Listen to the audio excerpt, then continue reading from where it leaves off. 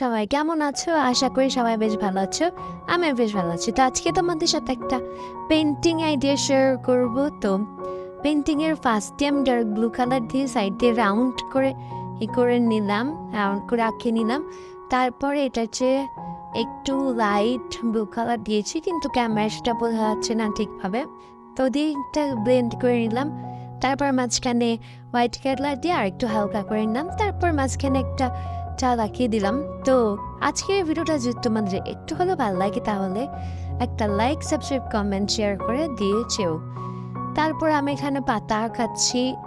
পাতাটা ফার্স্ট এরকম করেছিলাম, কিন্তু তারপর একটা তুলি দিয়ে করে দেওয়ার পরে একটু ভরাট করে দেওয়ার পর ওখানে পাতা আঁকিয়ে দিয়েছিলাম। আর এটা একটা বারান্দার সিন, তাই এখানে বেলকনিটাকে আঁকিয়ে দিচ্ছিলাম।